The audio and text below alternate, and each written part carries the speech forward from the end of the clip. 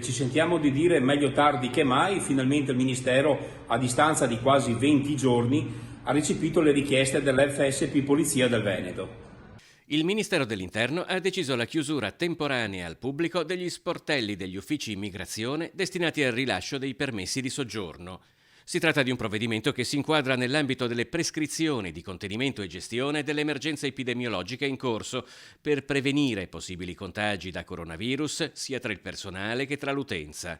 Le disposizioni arrivate dal Viminale sono state accolte con soddisfazione dal sindacato di polizia. Chiediamo appunto che se dobbiamo ridurre il più possibile i contatti tra persone, è chiaro che noi dobbiamo chiudere le nostre porte, garantendo ovviamente il primo soccorso, il pronto intervento, ma chiudere tutti quegli uffici che non seguono pratiche urgenti. Auspichiamo anche che vengano chiusi gli uffici immigrazione e le richieste delle cittadinanze anche presso le prefetture d'Italia, perché chiaramente anche in quegli uffici c'è un notevole afflusso di utenti che si recano la mattina appunto per le pratiche riguardanti appunto il tema di immigrazione.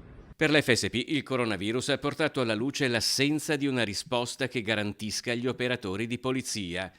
Se ad esempio il paese di Voi Euganeo è stato blindato utilizzando paracadutisti dell'esercito muniti di mascherine FFP3, i poliziotti al box del controllo documenti dell'aeroporto di Venezia, a contatto quotidiano con persone provenienti da mezzo mondo, non possono indossare né i guanti né la mascherina.